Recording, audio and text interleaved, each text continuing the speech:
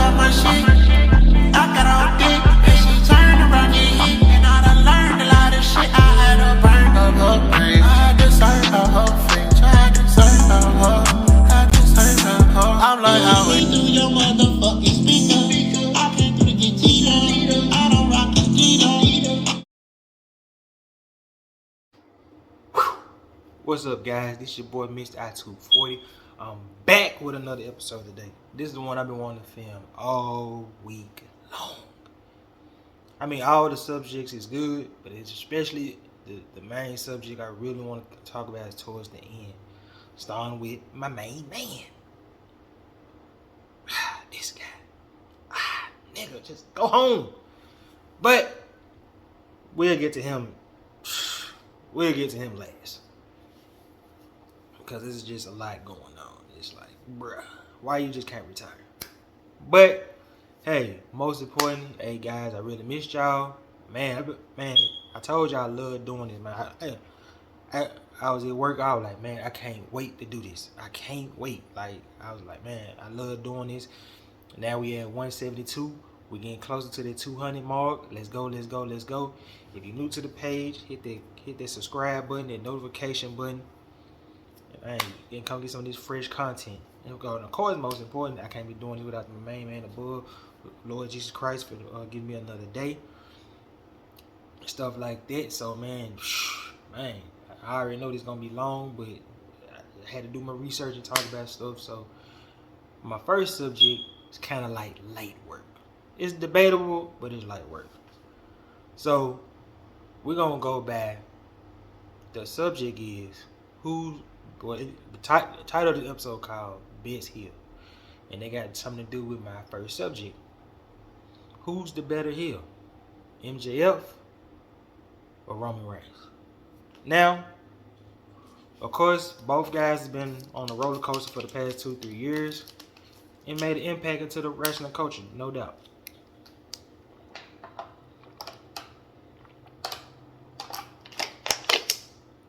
But the scale I'm going by of who is the better heel is who they embarrassed the most.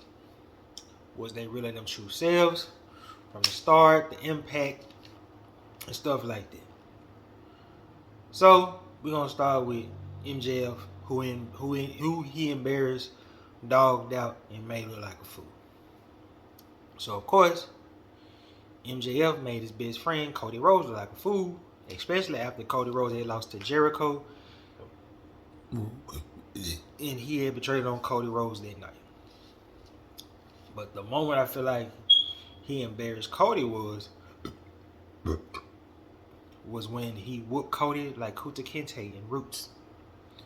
I think Cody had to take, 20 lashes or 50 lashes or something like that just to get a match with him. It was so cringy that, man, Brandon wanted to throw in the towel. But Cody told her no. And the fans were supporting Cody and stuff like that. And of course, they went on and later on and had the match. But that was kind of embarrassing on the Richter scale. I gotta take how many lashes I gotta get to get a match with you? Man, that's crazy, you know. Then of course, MJF embarrassed Chris Jericho overall.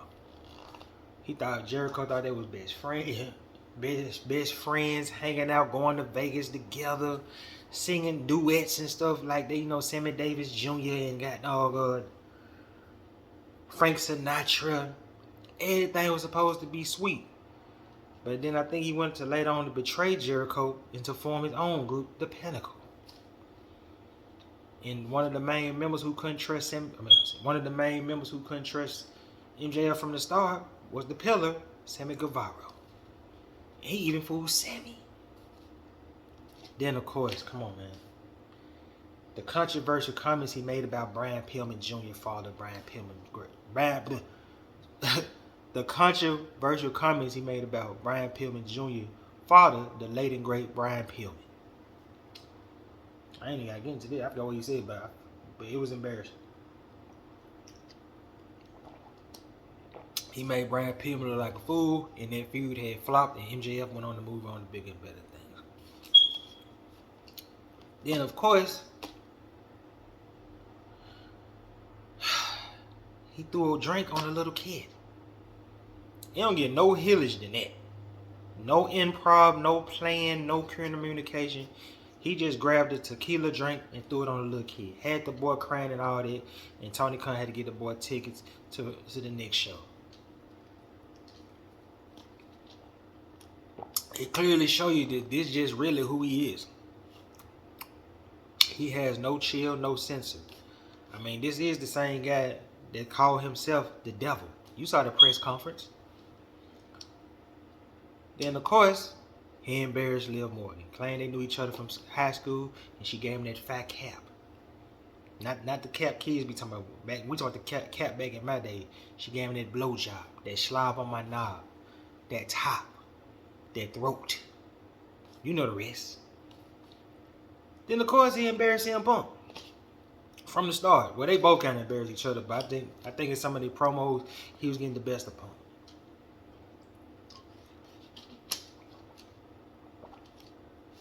And of course, the media. When everybody doubted him, including myself, that he wasn't going to hang in there with Daniel Bryan in the 60-minute match. And his promos, that press conference off the chain, eating pickles, calling himself the devil, and, you know what I'm saying, going at Dave Miser, whatever his name is, going at him, giving him that work. Tony Khan looking quiet, don't know what to do. Speaking of Tony Khan, he embarrassed Tony Khan too this past summer. Oh, in the outright where he was on the break for a good little minute, so he embarrassed him too. Now, to my main man, Roman Joe Reigns. Roman Joe did it again, y'all. Let's get to it. He embarrassed the media at WrestleMania because everybody thought Cody was going to win and get that shine. Everybody thought the Ops was going to come over and win the championship belt. Wrong! That ain't it!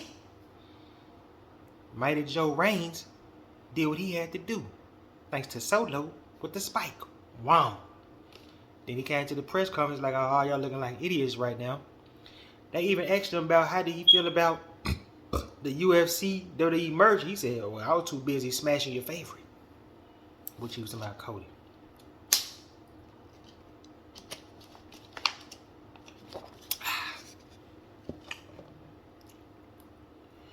Then, of course, he embarrassed John Cena. What you mean? You remember the famous line, you doing the same thing over and over again.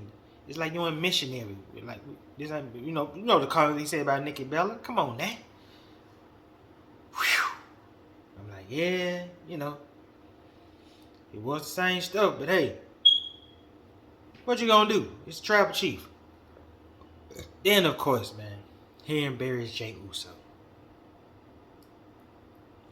Sorry, am I? Alright, exhibit number 1. Right here. When, of course, when Jay, I think it was one of the episodes of SmackDown going off or whatever, they had the little press conference, they had the little face-to-face, Roman Reigns left, Jay over there throwing the ones up, shout out to the fans, Roman Superman punch, wham, drop Jay, like he was trash. He said, you think you can carry this company like me? He holding them up like a little child. Paul Heyman looking scared, intimidated. Alright. Exhibit number 2. He told Jay before then that you're going to get your payday and I'm going to whoop your ass. And like I said in the while back, he whooped your ass. Damn, Jay. Whew. Then, of course, Jay got the rematch. He lost. And of course on the next SmackDown, they having a promo. Jay refusing to join them. No, I ain't gonna join you. No. He said the consequences is real. I know you want to hit me by the throat right now, but what you gonna do? What are you gonna do? He even told the man, if you don't fall in line, your ass is out of the family. And then that's when Jay bust out, I hate you! Why you be doing this to me, man? And all Roman did was give him that Scarface rub on the head. I love you. I care about you. But you will be willing to fall in line. Then what did Jay do later on that night? Had a great match with Daniel Bryan. I'm with you. I'm with you. Betrayed Daniel Bryan, dropping like a bag of flour. Then, of course, the week after, Jay chilling on set, talking to Kevin Owens, had to crack a little joke. And then shortly he did an interview with Caleb Braxton where Paul Heyman interrupted, telling Jay, Roman want to see you. Roman, he sitting outside waiting on Roman. Roman came outside. He said, what you doing on set? What you doing the interview for? You trying to tell your life story? If you're going to do an interview, you got to run it by me or Paul. Then, of course, I think Jay had lost that Survivor Series when they was in a tag team match where I think they got the dub, but they got the disqualification. He did the splash on Kevin Owens. He gave Kevin Owens that work. Then he gave Jay that work. And then Jay stood by his side the next week, like a little botch. Then, of course, he embarrassed his brother when he choked him out. You know, he trying to stop this John, man. No, stop doing this, man. Roman giving out that Oscar-winning performance. Wham! Choked Jimmy like it was nothing. He trying to wake up Jay. He trying to wake him up. Jay finally woke up. I quit. Embarrassed both of them to stay ahead of the table. Now, Jimmy stood tall for a minute. He didn't want to join Roman. But then, Roman came back the next week talking about we got to handle some family business. Well, you know, remember the previous week, Jimmy he tried to attack Edge, but Edge got the best of him. And then Jimmy finally came around and joined his cousin. Then, of course, he embarrassed Paul Heyman. If you remember, at SummerSlam 2001, Roman had a dominant performance against John Cena. He doing the you can't see me, I'm doing this. Then, of course, Brock Lesnar came back. And this one, it was friction between the tribal chief and the special counsel. And then, numerous of times, you know, Roman was having trust issues. Even when Roman was finna fire, what we thought was finna fire Paul Heyman, but I think Brock was finna F5 him. Roman made the save, and then he was in the segment in the dressing room. He told the Usos, go do your thing, you heard me. He even asked Paul, did you know Brock was coming? Then it went on down the road, and then the final confrontation. Even the confrontation before then, Roman spazzed out on him in the locker room. He said, you the wise man. You the wise man, unless I make you the wise man. Paul Heyman looking all scared and fragile, like a little punk. Then, of course, the infamous mistake that Paul Heyman made when he said, I'm trying to save you from Brock Lesnar. And then that's when Roman fired him and then hit him with the Superman punch. Then he had to get spanked. Where, you remember at the Royal Rumble, he was in Brock Lesnar corner, lost, regained, no, did he lose? I think he lost the, yeah, well, this one Brock Lesnar. Roman Reigns came out, spear, dropped Brock. Bobby Lashley got the dub. Championship belt, peace out.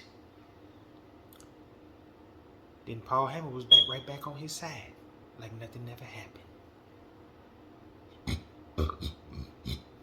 Damn, Roman cold, boy. This is gonna be a tough decision, but I got two more, and then I'm gonna go with my answer. And then I'm gonna go with Drew McIntyre when he already told him. He told him at the Survivor Series table in I think November 2020. He said, "Oh, you the guy that they be choosing when Roman don't want to do this, so we're gonna choose Drew. You know, like you just number 2." And then that's when Roman told him, "You always gonna be my favorite, number 2." Damn. Then of course Seth Rollins, his best friend at the Royal Rumble last year, with the ending segment, with the home show heading into the Royal Rumble. Ooh, excuse me. when he told me if I want it was a couple weeks before. He said if I want the main event somebody, I want to be in the main event with your wife. Yikes! Bad stuff. So with all that being said, who is the best heel to me? A lot of people gonna get mad, but I'm gonna have to choose the boy MJF. And the reason I say that, it come off authentic, it come off real. It come off like this is how he really feel. Like MJF is MJF 24/7. You don't see MJF be, oh, what's up, man? You my dog, one look. Like he stays in character the whole day. Except when he get an award from his hometown, then he's not MJF. But majority of the time, he's MJF and he's being an asshole. In interviews, little kids, he being an asshole to everybody. It's just how it is. So I would have to slightly choose MJF over heelism, and plus he done more vicious things than compared to Roman Reigns. To me. Ooh, scream. Alright. Now this next subject here bothers my mind right here. Brock Lesnar, Wrestler of the Year candidate? That ain't it. No, trash. No, how? Wrestler of the Year? Off what? Build up storyline? Now if we talking about storyline wise, or we talking about wrestling? Because if we talking about wrestling, Brock been pure trash. Like I had to find 9 matches to see was some of them good, trash. Oh, alright. Let's get started, look, bro. Roman Reigns versus Brock Lesnar in Crown Jewel. That wasn't it. It was alright. It was like, alright, bro. Yeah, that wasn't it. Trash. I ain't gonna say it was trash, but it's just like, nah. Alright. Day 1 Fatal 5-Way. I will give him that one. It was good, but it wasn't because of him. What y'all want me to do? It wasn't good because of him. It was good because of Big E, Seth Rollins, and Bobby Lashley. And who else was in that jump? Seth Rollins, Bobby Lashley, Big E, somebody else in that jump. But it was, and Kevin Owens. But it wasn't good because of him. It was because of them four. All he did was get Spirit, then he came back and won the title. That's it. Alright, Bobby Lashley versus Brock Lesnar. That match was just pure trash. Illegal trash. That match deserved to go to jail. That's how trash it was. Alright, now these are all the matches that Brock Lesnar been in, because you know he got a part-time schedule. So I don't want to hear no, man, you just play, hey, no. No, it's truth time. I like Brock, but let's be real. Come on, man. Alright. So, is his matches good compared to MJF, Daniel Bryan, and whoever else was on the list? Please let me know. Put them in the comments right now, because Brock run this time around has been pure garbage. Has been empty calories. This ain't it. Trash. Alright. Elimination Chamber. That match was just pure garbage. Once Bobby Lashley broke his shoulder, didn't nobody care no more. It was just the Brock Lesnar show, make Brock look good by my main man. Trash. Can't wait to get on you, dog. Gotta get that smoke, cuz that ain't it. Alright. Brock Lesnar versus Roman Reigns at WrestleMania. That match was not that good at all. I don't know if it would do because Roman had to hurt his shoulder, and he had to end the match early, but that match wasn't that good at all. I'm sorry, that main event was pure trash. Johnny Knoxville and Sami Zayn was better than that. I'm sorry. I'm sorry, bruh, as Dolph would say. Alright. In the best match him and Roman Reigns ever had at SummerSlam, that was great. I will give him that. That was good. Then, of course, the up, down, left, right, spear, F5, hurt lock match, and Elimination Chamber, trash. That ain't it. No. It was just a bunch of spears and no moves. It was just pure trash. Alright. Now, the one at Crown Jewel with him and Bobby Lashley, I would give it that one. It was decent. Then, of course, the latest one with him and Almost, it was surprisingly good. I would give him that. But if you see the list, there's a couple of trash and decent matches. That don't sound like match of the year to me candidate at all. I know everybody love Brock. He a legend. He big and strong and all that. But this run that he had flopped. I'm just being real. This flopped more than Robin Thicke album dedicated to his ex-wife. Come on now. Let's keep it real now. I know everybody got their favorites. One love. We love Brock. Woo! No. Compared to Brock's previous runs from 2012, 13, 14, 15, 16, for the past 10, 11 years, this run has sucked. I'm sorry, bro. You ain't no candidate. Peace out. No. Your matches compared to Daniel Bryan, trash. Compared to goddamn MJF, ain't even on the same level. And the guy you was with, Roman Reigns, your only good match. SummerSlam, and come on, man. Come on, dog. Who else on that list they had, man? Come on, man. If we talking about impact culture, I would give you that. Brock still draw. He's still a dime. He gonna draw tickets. But if we talking about period matches himself, hell no. Trash. I'm sorry, bro. The truth gotta be told. Now, he had, like I said, he had decent matches, but majority of these matches, straight trash. It ain't it. I'm sorry, bro. Maybe this time around, with Cody, we're gonna get a good wrestling match. I don't know, but from the 9 I seen, hell no, that ain't it. Trash. Sorry, bruh. Like Dolph would say. Gotta be real, bro. I told you the episode gonna be lit, you heard me? Boy, I can't wait to edit this joint to get through this joint. Might take me about a couple of days, but you gotta let the food cook up and build up. Cause boy, I told you I was gonna go in on this, man. You hear me? Alright. Now, let me collect myself, you know what I'm saying? Alright. Now, the next subject, Randy Orton versus Mick Foley.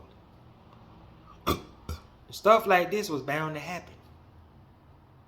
Like, for example, you got Randy Orton, who's a third generation star from the Orton family, where you got Bob Orton Sr., Bob Orton, I think Jr., not sure. Then, of course, Randy Orton. The business was in his blood. You know, he met the Hogans. He met the Jimmy Fly Snuckers. The Don Moroccos. You know what I'm saying? He met Mr. Wonderful, Roddy Piper, Macho Man. So he grew up around legacy. It was in his blood. And plus, Randy Orton is a naturally talented person. Hell, he didn't even want to be a wrestler. You know what I'm saying? Then, of course, you got Mick Foley, who was the hardcore legend. Had to get out the hard way. Wrestling in barbed wire. Broken glass, lost ear thanks to Vader. Doing all these mega things. You know what I'm saying? Especially in Japan. Had to get it out the mud. Then, of course, I mean, and this feud was bound to happen. I mean, it's two different. It's storytelling at its best. I think it all started when was Mick Foley the commissioner of Raw or something? Cause I know y'all remember Randy Orton spitting in the man face. That was just straight nasty. Then y'all remember Randy Orton kicking the man down the stairs, throwing him down the stairs. Then of course y'all remember Evolution beating up Mick Foley every week. Around the time they were building up between the surprising return of The Rock and reuniting The Rock and Sox connection for a decent handicap match at WrestleMania 20. So, and of course my fourth reason, I think I was watching the Randy Orton documentary on, was it his documentary or was it WWE documentary? But Randy Orton needed his feud. Because you got to remember, like, at that point, especially those 2 years, Randy Orton was getting looked at as a pretty boy. He didn't have what it takes to get down and dirty and gritty. But he showed the work he could. He took a lot of crazy bumps from the barbed wire body. I think he got body slamming thumbtacks. I mean, they going up the ramp. Mick Foley doing the elbow off the ramp through the little I don't know what the little thing called. Like, it was brutal, hardcore. We all knew Mick Foley didn't want the Intercontinental title. Mick Foley did that out of kind of his heart to put this kid over to show the world that this is the guy right here. He's the main guy. Cause you gotta remember, man, by 03, I think Randy Orton was Intercontinental Champion multiple times. You know, he was in great feuds with Shelton Benjamin, Booker T. I think Rob Van Dam was involved in Intercontinental pitch at the time. In 03, the summer of 03. So he needed somebody to make him really look good and show him that he's not just another pretty face in the business. He can get down with the best of them, and Mick Foley was the guy. Most definitely. So this stuff was just bound to happen. It was bound to happen, and it was a great feud. You know what I'm saying? Wasn't no evolution, no interference, no nothing. It was just man to man, mano to mano. And he showed him he can hang. Yes, I got notes, people. I told you I want to do this. Alright. My next subject. Oh, snap. My next subject I want to talk about. Rey Mysterio mask being taken off in 1999 was a major mistake. And you gotta understand, like, Rey is a part of Lucha Libre wrestling culture. Like, this is the culture. Like, they treat their mask like it's precious to them. And it protects, it's like their own identity. You know what I'm saying? It got Rey with that mask, got him to quick success. Like I said, he was a young, I think he started wrestling at 15. He started doing good with the Lucha Libre wrestling. He started taking over the Mexican style. And then another year or two later, he came to ECW, dominated there, having classic matches with Juventud Guerrero and Psychosis. Then he had a nice little run. Eric Bischoff caught the tape. He seen Rey. He signed Rey immediately. And Rey went on a WCW tear, winning, being multiple time cruiserweight champion and stuff like that. And like, he had great feuds too and great matches where X-Pac, Dean Malenko, Juventud Guerrero, Chris Jericho, Billy Kidman. I think he had matches with Ultimo Dragon, just putting on a clinic, a show, and stuff like that for about 2-3 year run. And then, of course, 1999 came when he fought this asshole. I ain't gonna say he an asshole. Kevin Nash is a true asshole. I don't know who came up with that booking, but hey, we're gonna come up with, if I beat you, I'm gonna take off your mask. So the match is set. They going at it. Kevin Nash, I think Lex Luger interfered in the match. He powerbound Rey, beat Rey.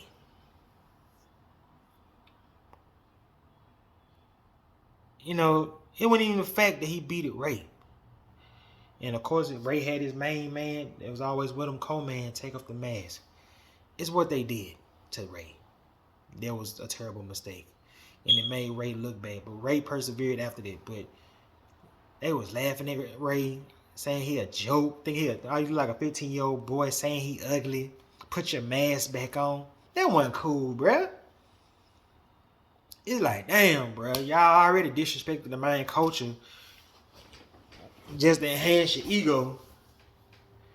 And then you gonna laugh at the main, bruh. Then you gonna try to put the mask back on. That was an insult to injury right there. Hey, man, we're gonna put the mask back on you. I don't see how Rey had to deal with it. It was a lot to deal with at the time. And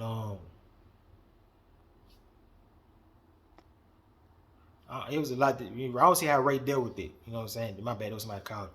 But they just disrespected Rey, and Rey didn't deserve that at all. Why y'all want to take that man mask off? This is a pressure. This is like a culture vulture. This is his lifeblood.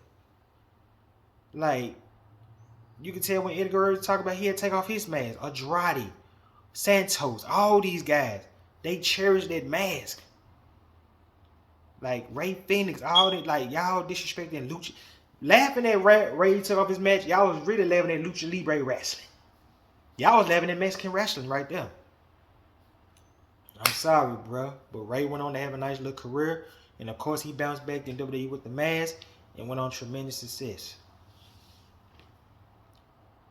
Then the next subject I want to talk about, my boy Lance Storm in WCW was a great run. So you wonder why I say that, because number one, his promos was good. And what I mean is, my next point is, WCW was a perfect fit for his gimmick, his skills, and his personality. The reason he didn't get that large solo success in ECW, to me, because he was more serious and more passionate about it. And ECW fans was more like, I'm going to get high, crack rock, let's get extreme. So it's kind of like Lance Storm's style, then mixed with that style. Now he did a good job wrestling getting extreme, but I don't think he got I ain't think he had a fair chance to get that mega push at the top. And plus, he was over. He was over. He was over. He was over at the wrong place at the wrong time. But he was over, and he had a lot of heat on him. And plus, he had a decent stable with, Jim Duggan. I think he beat Booker T, them crew. And they got Major Guns. He had got Elix Skipper to join the crew. I think somebody else joined the crew. I'm not sure. And plus, he was a genius of calling, like, every title he won, he called it the Canadian belt. That was genius and smart. And it made his character grow further and further. But like I said, it was too late for his character to try to say WCW. But if he would have came to WCW 3 years ago with that gimmick, oh man, come on, man. He'd been out of here. He'd been gone.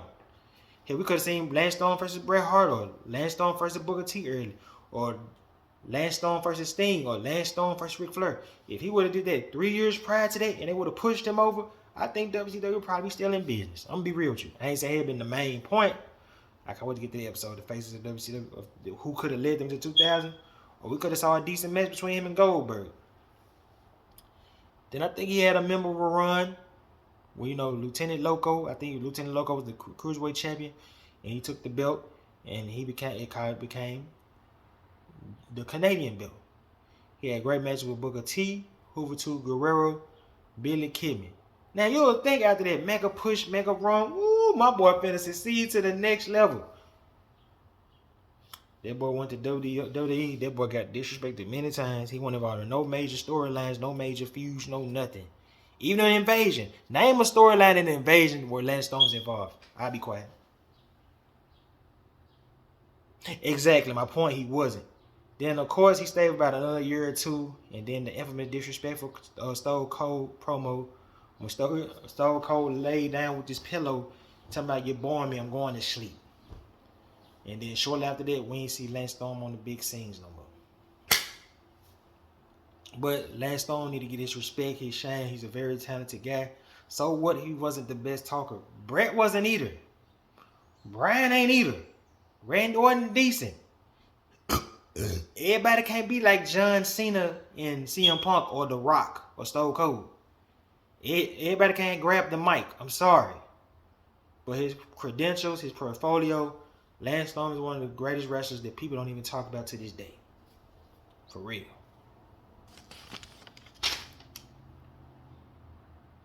I need that. I'll throw this paper away. Alright. Now, we get into the nitty gritty around here. I had 5 takeaways from WrestleMania. I was wrong. Brock Lesnar and almost delivered. Now, I don't know what almost think he could get that rematch. That ain't even happen, Jake.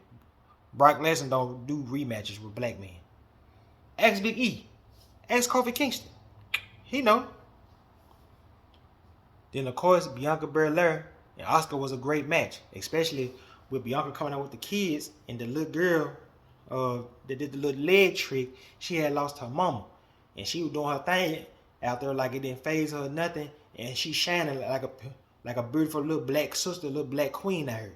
So that, man, Bianca doing it, showing the kids love. Her and Oscar had a great match. And I ain't even know this. Bianca is 3-0 at WrestleMania. So it got me questioning myself. My takeaway is Bianca finna be the new Undertaker? Because the Undertaker wrestled to you like 51, 57. Just being real, look, bruh. Just saying. And Snoop Dogg was great. After Shane got injured, Snoop Dogg and Miz improv on the fly, and it turned out beautiful, and they didn't mess up the show. And my next question is, and I'm gonna write an episode about this in a little bit after I get through this, is Gunther the greatest Intercontinental Champion after defeating Sheamus and Drew McIntyre in an instant classic?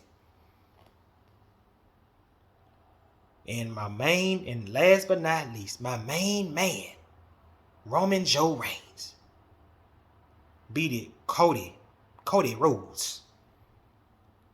Even myself, I gotta ask myself this. It was a point when I thought the Ops was gonna win. But you gotta think about it. Did you really think they would let the Ops win? When he was a part of the company shooting shots at them, and hell, he shot a shot at Triple H. Did you really think Cody was gonna win? No, trash, wrong. We all wrong.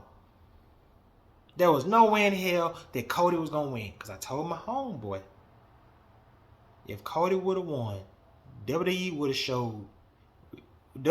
been basically telling everybody, he's better than everybody in my locker room who been loyal. So basically it was saying, you better than Seth, you better than Kofi, you better than Brock, you better than Bobby, you better than Everett, Sheamus, you better than Drew. And what you mean by that? These guys been down for the company and they didn't beat the guy.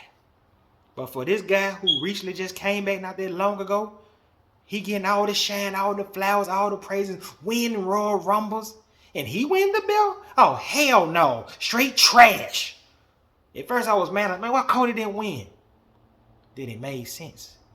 It wasn't time yet. And plus, we need the story to continue. And the story is going to continue, especially with the great feud coming up at Backlash with Cody and Brock Lesnar. Now, if he can survive the Brock Lesnar test, Cody going to win that championship at one point. Because we saw the real Brock Lesnar, heel Brock Lesnar. And don't let Brock Lesnar come back with the fade, looking like Bootsy. All right, now. Then I just added these two subjects, man. Told him I'm getting ready for this Vince stuff, man. I'm gonna go in on your boy, man. You heard me? All right. So the UFC and WWE collaborated. Yay, whoop-de-doo. Who gives a shit?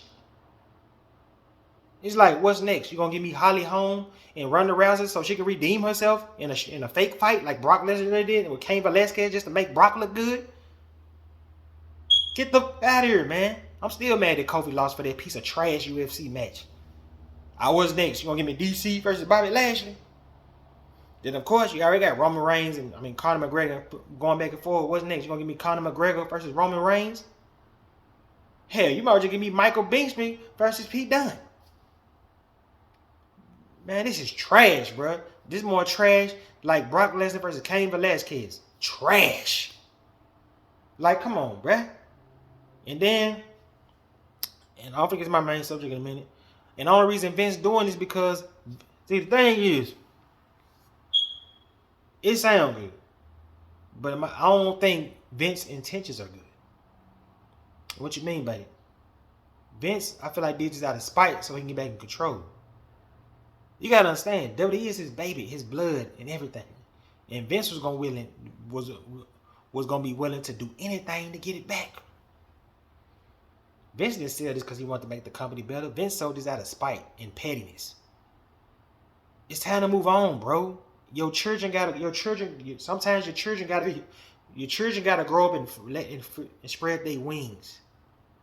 But your ass so caught up, you been around for so long, you just can't let it go. Triple H was on a roll, and you came back and gave us this trash ass roll. Trash. And speaking of that, I might well, since I'm on Vince, this nigga, this Tom Selleck, Burt Reynolds looking mother, Like, bruh, go home, bruh. With your porn mustache. Like, damn. Look, bruh. It's okay, bruh. I know you was hurt. Trust me. But don't blame the other wrestlers and us, the fans, because you couldn't keep your dick in your pants, bruh. Because you don't want to let go? Man, hell no. That ain't it. Then you back in charge, bruh, and creativeness. Now Raw and SmackDown, all that hard work, trash. And it showed last night. It showed last night. It showed. It really showed. Like, it was the Brock Lesnar show. Like, come on, bro. We should have known. Now that I think about it, and I said this on the phone with my homeboy, we should have known that Brock heel turn was coming. When have Brock Lesnar just really been a tag team wrestler since he came back? That's tough.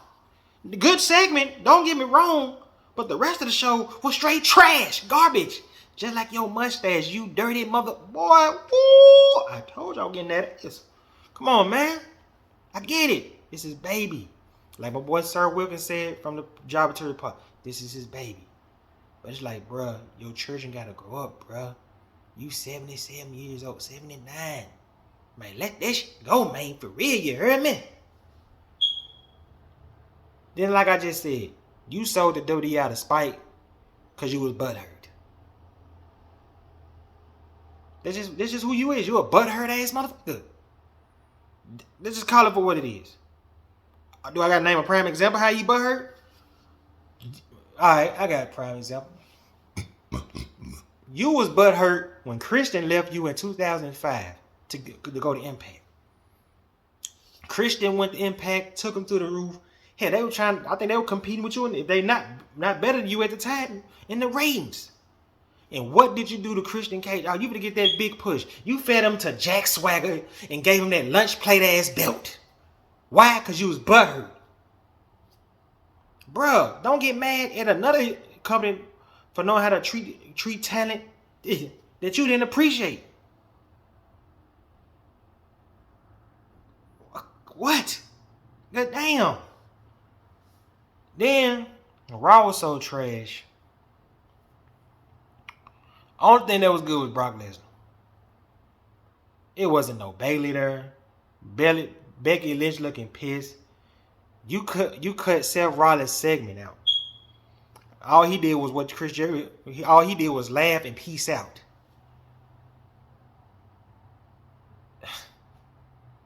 Come on, man. Then you putting Bobby Lashley in the random feud. The hell is that? That ain't it, bruh. Your style of ways these days are not working. This is not the Attitude Era. This is not the 80s. This is not the Jerry Springer era. Hell, you change more scripts than women change men. Damn. Make up your mind, bruh. You jealous of Hunter, man. Because he was doing better than you. Your numbers, when you was there, 1.9, 2.1 million. Triple H was sometimes hitting 2.9, 3.4 million. He know how to adapt. You don't. Only thing you adapt is just trash ass porn mustache. That's it. No, go home, man. Damn. And then it's like, come on, man. Trash. Then of course, all the sins you committed. I got the Vince McMahon good deeds and the bad deeds. We're going to treat this like the book of whatever. Alright, over recent years, I'll give you this. CM Punk title reign. Jey Uso got better. Roman Reigns on the greatest title runs, you was a part of it. You signed AJ, you made him look good. Cody Rhodes. Alright, that's the good side. Bad side is Kofi Kingston. You screwed Kofi for a trash ass match. You robbed the Lions for a WrestleMania spot, so it barely for Undertaker and John Cena squash match. You sent CM Punk release papers on his wedding day. You screwed Kevin Owens and Chris Jericho for Brock versus Goldberg 2. Gift and the curse, Cody Rhodes. You pushed Cody Rhodes to the moon and back over Seth Rollins. And of course, Seth Rollins versus Bray Wyatt in Hell in a Cell, that was a flop because of you. And Seth Rollins wanted to whoop your ass. You undervalue Seth Rollins.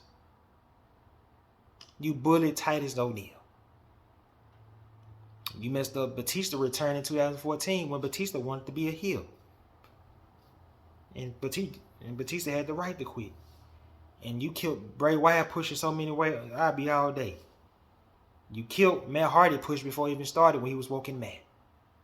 Trash. Then I feel like the pushes you might end. You're gonna end Gunther IC title push. Street Profits gonna be a team forever under you. You gonna ruin Judgment Day. Drew McIntyre, Asuka, and Bayley already asking for their releases. They already ready to leave. And then you gonna randomly release folks to some budgets. Then of course you ruin any signs of signing Jay White. You trash, bro. I'm sorry.